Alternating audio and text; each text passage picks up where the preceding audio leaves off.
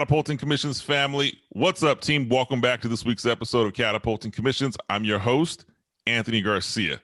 So I am incredibly humbled and honored to have our guest with us today. First, let's explain something here. The number one question that you reach out to me is how to improve my sales? How do I gain more commissionable dollars? How does my business grow? And I often ask back to every client, well, who knows what you do? And many times people who know what you do, that's really where, that's $1 million question, because the answer often is, well, not enough people. And I'm always pounding the pavement. I'm always sending emails. And I will share with you, this has been the secret sauce for my personal brand. This has been the secret sauce for my business. Let me tell you a little bit about Rob and his team at Bestseller Publishing. But even more impressive, when you go down and you look up Bestseller Publishing, you look up Rob Kosberg, there's some really well-known people that Rob has helped build and branded and has grown.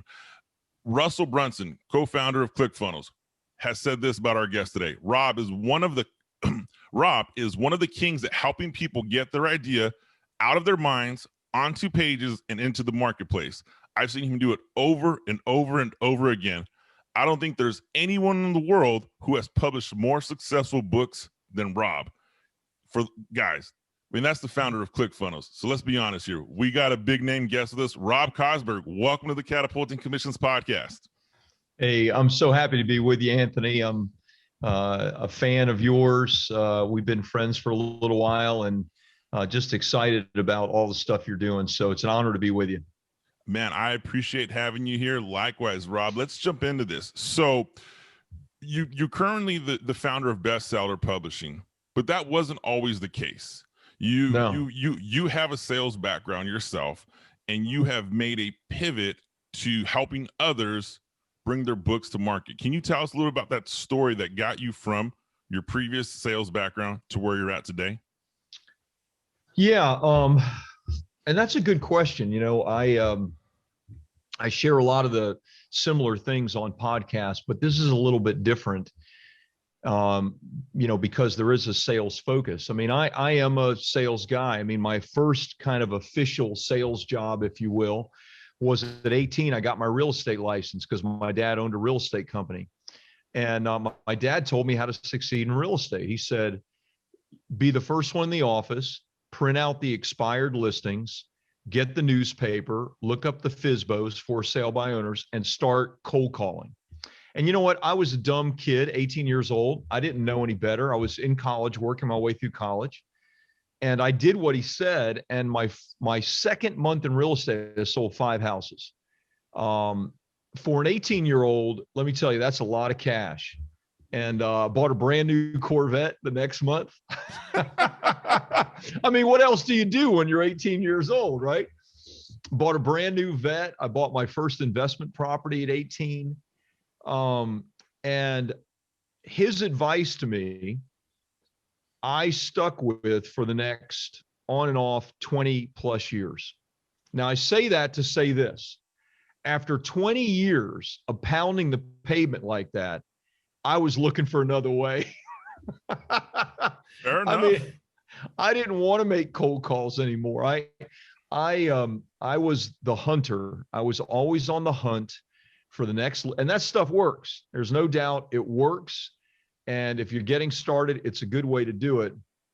But around the early 2000s, I started to discover marketing and authority marketing, where you can kind of shift the game from, instead of being the one that's hunting the next client, what I like to say is, we shift people from being the hunter to being the hunted. And we do that with a best-selling book. I learned about marketing, and I kind of was able, with my own best-selling book for a new business that I started in the financial services field, to completely kind of transform this me pounding the phones to now me just, picking up the phone, if you will. I hear that authority marketing is how you described it. I mean, Rob, that's like the holy grail for salespeople. We would Right. love to just show up in our office, have our emails pop up, our phone ring, sell me your stuff. I want to buy whatever you're selling. Right. And that frustration that people get from pounding, or I don't even say it's frustration. It really is. It's just a tedious part of the job, and not everyone can handle it. There's more no's than yeses. It gets a little frustrating. So when a brand wants to say, or a business person wants to say, okay, I want to switch my method. I want to go from having to always outbound to being that authority. What process or what steps do you lay out for someone to get to that point? Yeah, let's take away the tactical things of a book and other things, and let's just think about theory for a minute. Theory and what I believe will be shown true to anybody's life that's listening is we want to deal with people that we consider to be the best in their field. If we consider them to be the best in their field, we already know they're going to be more expensive than a kind of lower tier option. We also know that they're going to be more sought after and more well known than these lower or cheaper options. And I created something that I call the hierarchy of desire. And it's basically, as you become more desirable, your income automatically increases. So at the bottom of the pyramid would be like a generalist or even a specialist, someone with some initials after their name. But when the market begins to see you as an expert or a thought leader, or at the very top of the pyramid, a celebrity, you become off the charts desirable. So from a theoretical basis, we need to move up from the bottom of that pyramid as a generalist or even a specialist, so that we're beginning to be viewed in our prospects' eyes as an expert, a thought leader, a celebrity. And so then it becomes a matter of, how do I do that? And we do it in a very simple manner. We do it with a best-selling book, because number one, everybody knows that those at the top of their field are authors, and they're the ones that, quote unquote, wrote the book on it, right? And then you add to that media, podcasts, blogs, real television, radio. When someone appears on these media channels speaking about their expertise and they're a best-selling author, then there's no other way to classify them but as an expert or a thought leader. And the more they do it, the more they become a celebrity in the eyes of the marketplace. And so that is what changed. That's the game changer right there for people. Yeah. I mean, going from unknown to known, we all want to experience that. And to hear you say that the hierarchy of desire, I mean, it is so true. I mean, I think about it right now. I love personal development. I have people that I'm involved in different masterminds. Right. I promise you, I can't pick up the phone and call Tony Robbins and say, hey man, how much would you charge me for a coaching call? One, right. I don't know if he does it, but two, I know what some of his one-day masterminds cost. And you're like, okay, you're paying for him, his experience, his legacy. That process is, and I'm saying this, Catapulting Commissions family, bestseller publishing, Rob helped launch the Catapulting Commissions book. And I say this unendorsed. What Rob just laid out is incredibly true to the purest of honesty. The more people who know who you are, the more reputation you have, the higher you can charge. I mean, and I hate saying that because there's people on here who worked with me and who said, no, it's, you know what? It's developing a business. And I love how you said that, the hierarchy of desirability or desire. Yep. So is anyone in a position to develop that? I mean, there's someone listening to this right now that's saying, you know what, that works great for Anthony, right? He's a sales guy. He wants to do sales leadership and training. I do eyelash extensions. I do different things, whatever it may be. How does this work for me? Is there somebody that this model doesn't work for? I don't think so. To be really honest with you, I mean, you just pulled a crazy example, out of the hat there. Someone that does eyelash extensions. I've never searched this on YouTube, but I bet if you went on YouTube and you started searching it, you would find people with millions of views on makeup and facials and eyelash extensions and those kinds of things.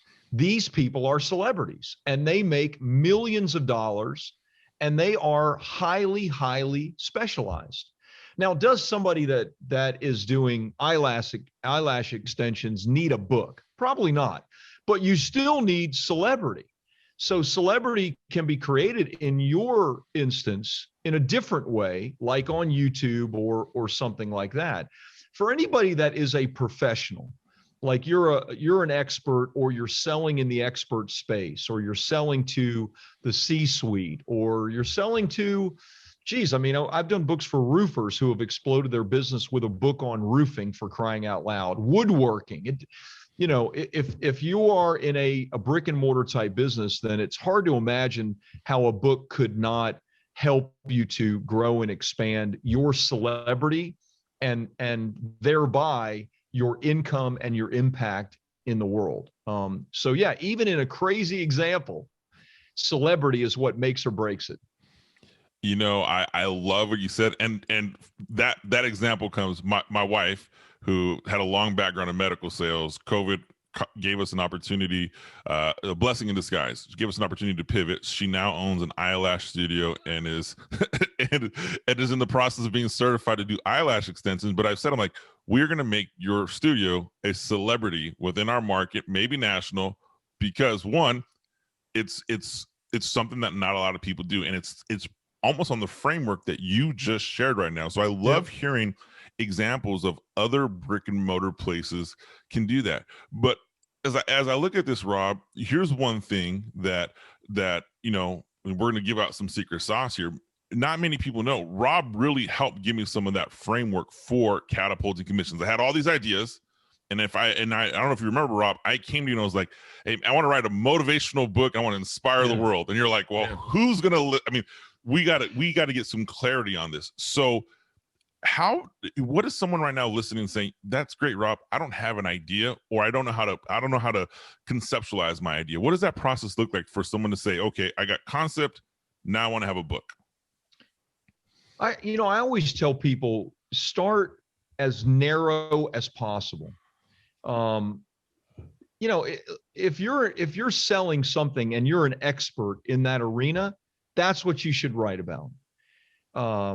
The first thing people do, and the common mistake, is the path that you were on previously, Anthony, which was you were thinking about reaching as large a population as possible.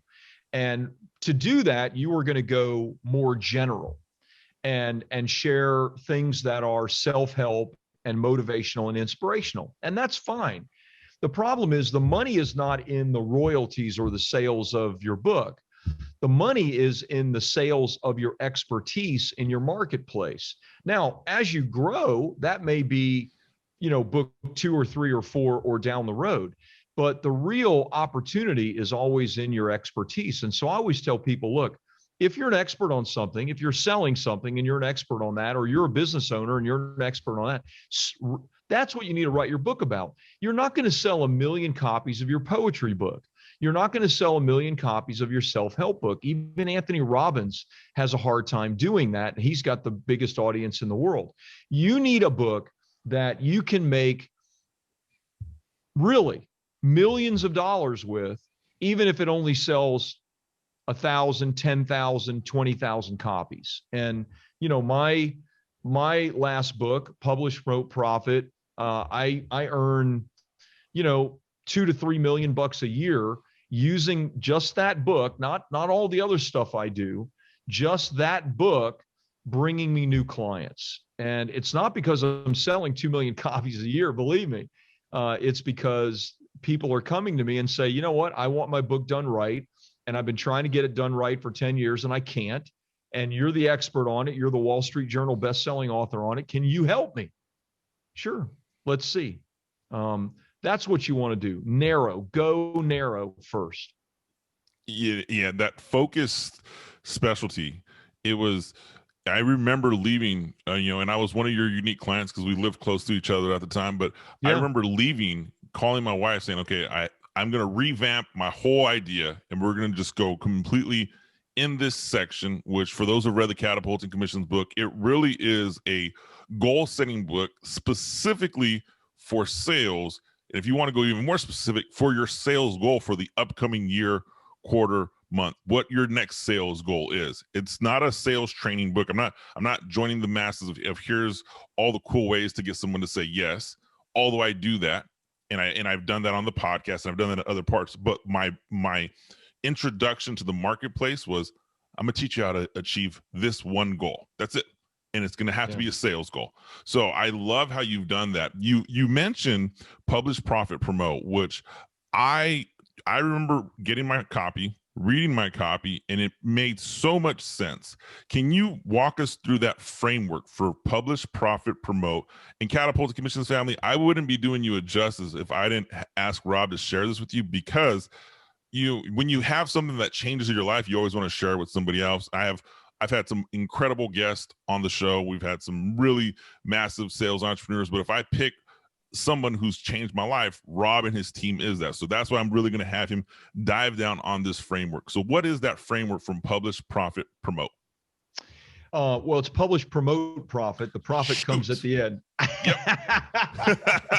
But no, I get what you're saying. I mean, and we want to make profit as quickly as possible. So the profit is important. At least it is to my clients. There's a couple of different ideas. So one of the ideas is, I was thinking about the number of like failed authors that there are. And when I say failed authors, that may be a harsh way to put it, but what I mean is they fail in a number of places. They fail to ever finish their book, or they fail to publish their book, or actually they finished it, published it, but they fail to ever sell any copies of it, and ultimately fail to make any kind of profit for all of this time and energy invested in it. And the whole idea of if you build it, they will come is ridiculous. That works in the movies with Kevin Costner, but it doesn't work in real life. You still need to market it and sell it. So publish, promote, profit is like the entire ecosystem of everything that needs to take place from conception of an idea to the actual writing, publishing, marketing to successful bestseller, and then all the different ways to actually profit from the book. And it's quite honestly, quite different than most people think. Most people fail because they think they need to sit down and write 1,000 words a day, and that's how they're going to finish their book. And they never finish it that way, because that doesn't work for 99% of the people that get started. Or they're writing on the completely wrong topic. Now if they're doing it for passion, sure.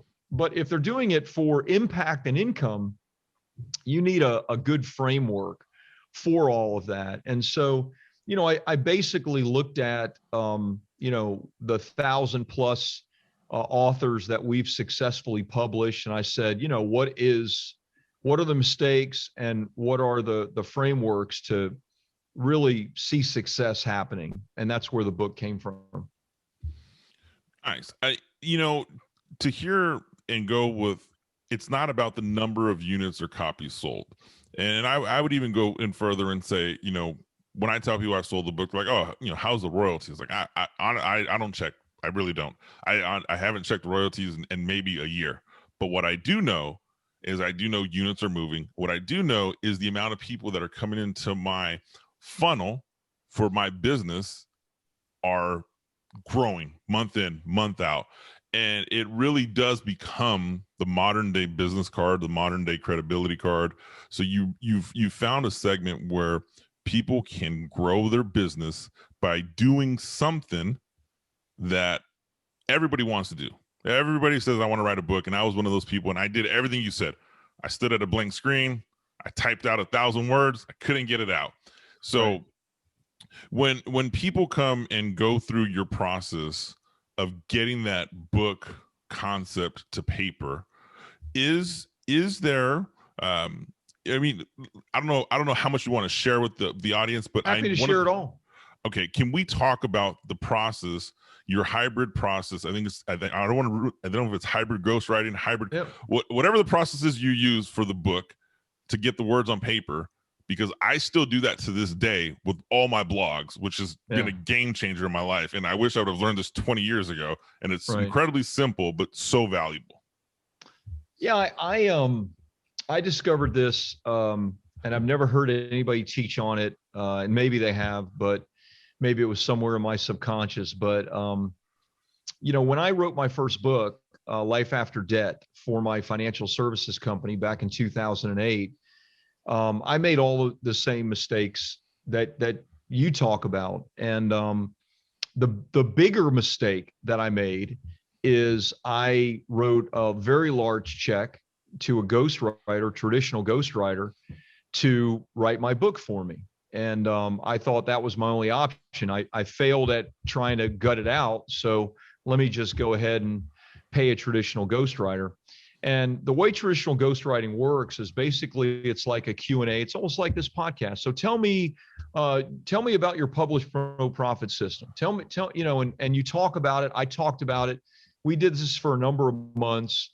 She got all this content from me and came back to me, I don't know, 3, 4, 5 months later, and said, "Hey, I got your book, got your first draft. I'd like to share with you." I was like excited beyond belief. And it was like 186 pages. I still remember, 83 or 86. And I started reading. And by the time I got to like the first chapter, I knew this is horrible. Like this isn't going to work. And it wasn't because it was poorly written. It was really well written. It was written better than I could have written it. The problem was it wasn't written in my voice. It didn't sound like me. It wasn't like full of my uniqueness, which I think every author really wants. Well, I came to learn as I started doing this for others that this is a common problem in traditional ghostwriting. And so I thought, well, we need to come up with something that is a hybrid between, the voice that you naturally speak and write with and a ghostwriter that can actually do all of this for you. And so what I noticed, and I think what you're referencing about using for your blogs and all of that, is I noticed that like TED Talks are all, the best TED Talks are all kind of formulated the same way. They start with a really compelling story from someone's childhood or trauma or difficulty. Oftentimes there's like this open loop where they don't culminate the story. And then they start sharing what they learned from the story, the points. There may be some science in there or some facts in there. Then they come back around, they close the loop, they close the story, and they conclude. And it's about 17, 18 minutes long, which I thought that's like the perfect length of a chapter, 10, 15 pages, 20 minutes to read. And so we started helping our clients craft their content using this formula. And what we found is that we were able to capture both their voice, because that's the story, the context, and the content, which is the points that they're making, the facts that they want to share. And we can do it all in a compelling way. And so that's where hybrid ghostwriting was born, and I trademarked it, and it's kind of part of our proprietary secret sauce. And anybody in one sense can take what I'm sharing and use it just like you do for your blog post. And it's a simple framework. There's other elements to it, but it's that framework that makes for like real compelling copy. I have heard the best testament to this hybrid ghostwriting is anyone who knows me and has read my book comes back and says that it's such an easy read. It's just like talking to you. It's literally, it's hearing your voice. And I, like you, when I knew I wanted to bring a book and I knew that was the next thing, I started gauging all the different options that existed. Some were intimidating, some I didn't trust. Yours fell right in that perfect niche because of this reason. It's going to be your voice. And I remember Austin on your team saying, this will be your voice.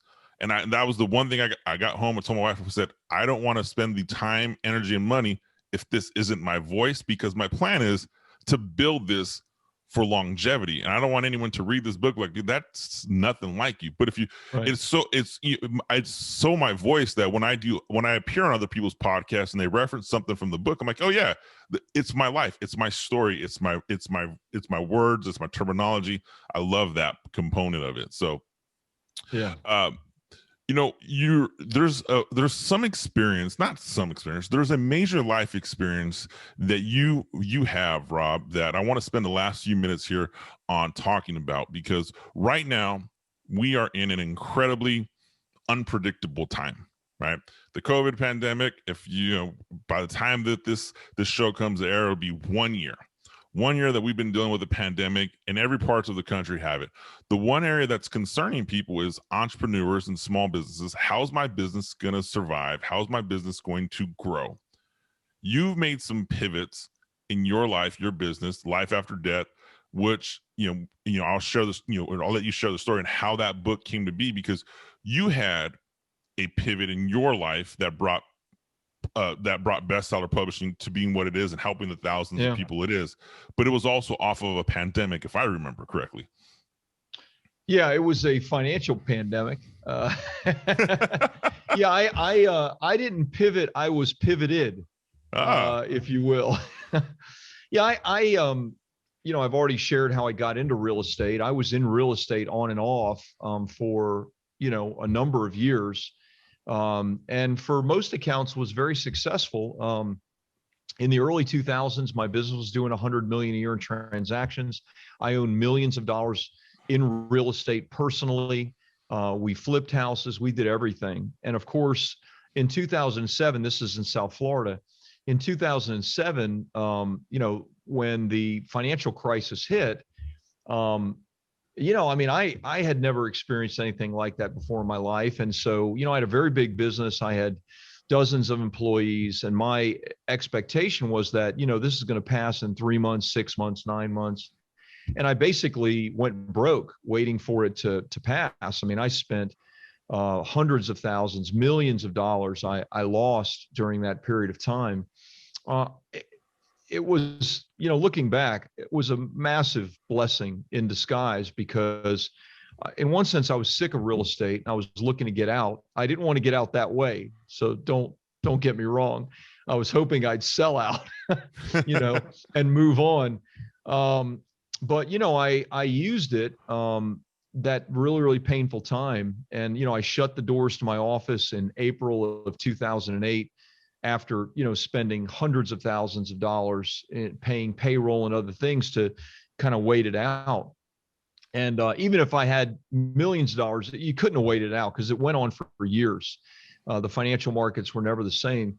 And I pivoted to a financial services company. And I had a couple of mentors in the marketing space, because that's when I was starting to pivot away from this hardcore cold calling and move towards more authority marketing or position marketing. And I asked them, if they were in my position, all I've ever been known for is real estate. How best should I reposition myself? And both of them, independent of each other, suggested I write a book. And for whatever reason, it resonated with me. And I wrote my first book, which was called Life After Debt. I made a lot of mistakes. I shared some of those mistakes. I wrote big checks to people that failed me. I tried everything, all different kinds of marketing that failed. And I'll never forget the moment when everything clicked was I sent the books out to a bunch of local radio stations, TV stations, that kind of thing. And I had a local radio station tell me, hey, this is 2009. It took me a year plus to get the book written after the, debacle with the ghostwriter. And so this is 2009, maybe late 2009. And they said, look, we're still in the midst of this. We'd love to have a financial expert on. And, we see that you're the author of this book. So come on into the radio station. We'll do an interview. It was like a 5-minute interview. So it went great. I loved it. I love to do that anyway, talk about my thing. If you're in sales, you know what I mean by that. And I remember that night they replayed the 5-minute interview. And that same night, that day that I was in the radio station, that very evening, I got a telephone call. It was about 6:00 at night. And I answered the phone. I was the only one in the office. It was basically me and an assistant at that time.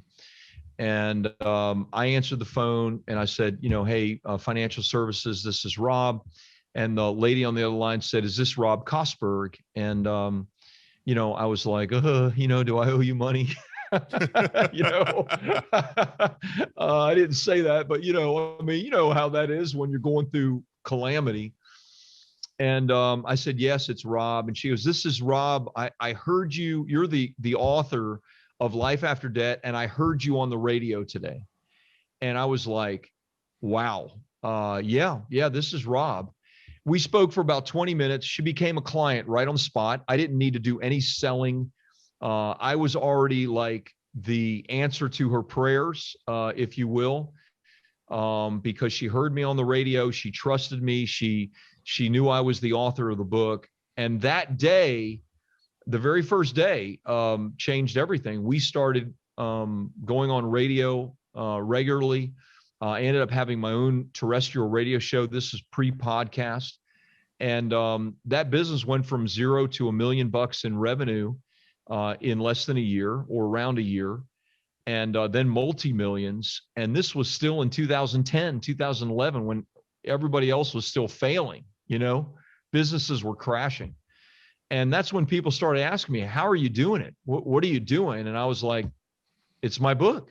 I'm using my book in conjunction. Like we would give away like 200 copies a week on the radio.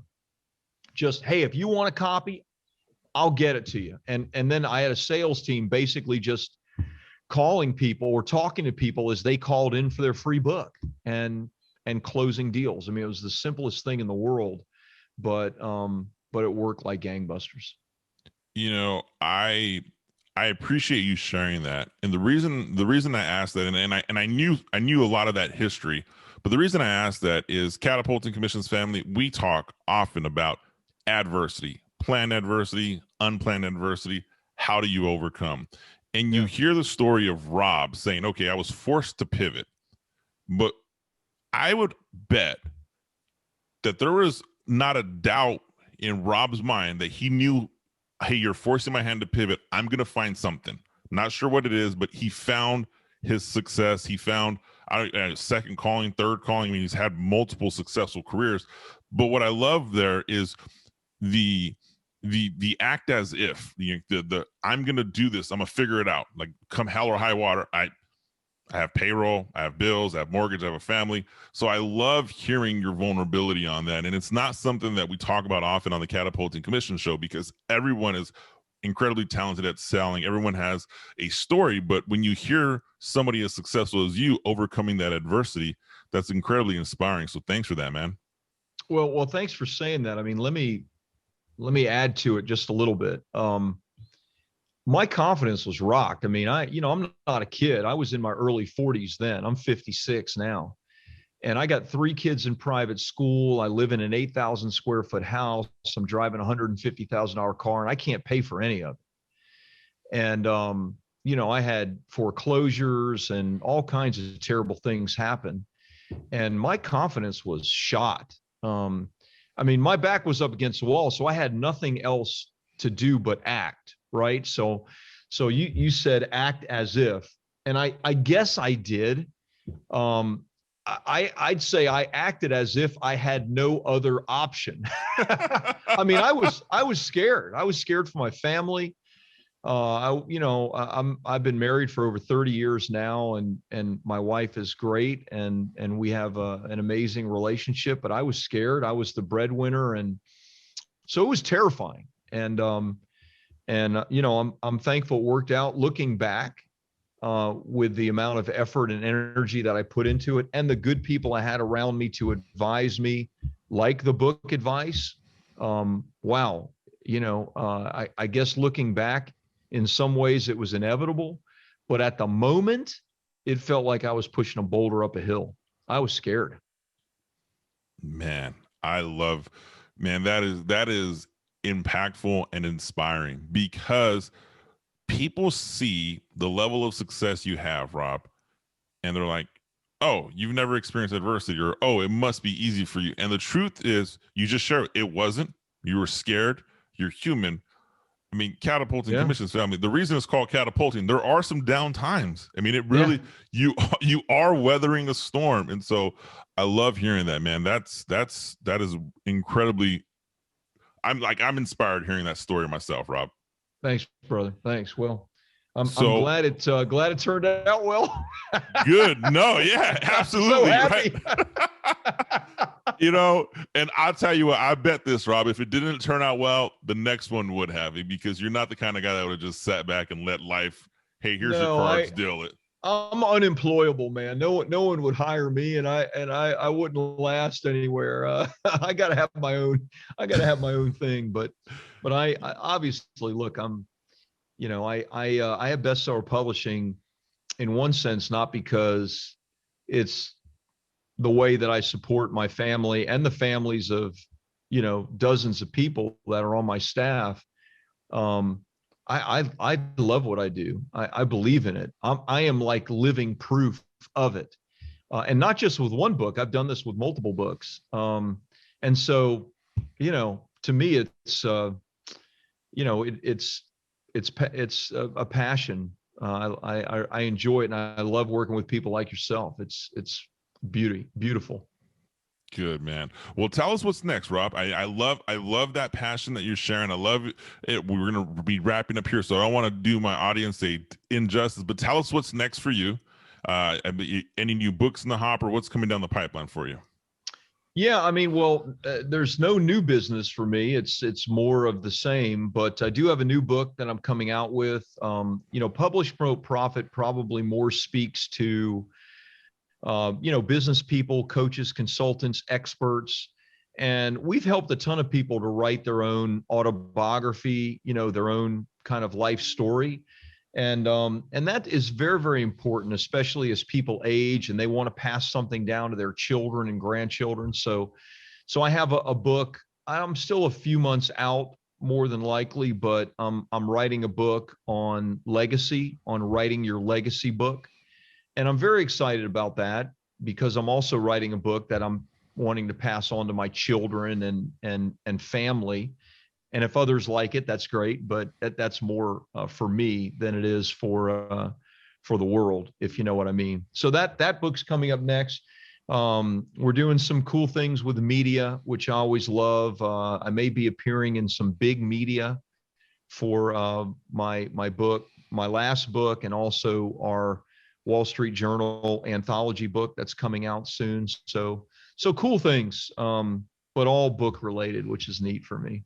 Man, I love that. And Catapulting Commissions family, we will have those links in the show notes. Rob, if somebody wants to learn more specifically about you, bestseller publishing, what's the website, social media, how do they find you? Yeah, I'd say go to, you could get a free copy of my book if you're interested in that. All I ask is to pay a small shipping fee and we ship it out to you. But you could go to publishpromoteprofit.com and get a free copy of the book, plus some real cool bonuses, all for, just a small shipping charge, and we'll send it right to you. And if someone wants to learn about my company, bestsellerpublishing.org is a good place to check it out. Fantastic. Catapulting Commissions family, bestsellerpublishing.org, publish, promote, profit. .com. Sorry. .com, bestsellerpublishing.com, publish, promote, profit. Although I'd love to have the profit in the beginning, as you guys would, have those links. And I will say this, get a copy of Rob's book. It's an easy read. When I say it's an easy read, I think my plan was, I'm gonna read it over the next 2 or 3 days. I read it in one sitting because it was just, it's a page turner. It was very easy to read. I followed along with it. It made perfect sense. So if you're looking to transition from I'm always doing the outbound marketing to having the authority marketing to being that expert in your space to really catapult your commissions to that next level, definitely reach out to Rob's team. Rob, thank you for joining the Catapulting Commissions podcast, my friend. Thank you, brother. Good. So good to be on with you. Glad to have you here. Catapulting Commissions family, be sure to comment, like, subscribe, and I will see you next week.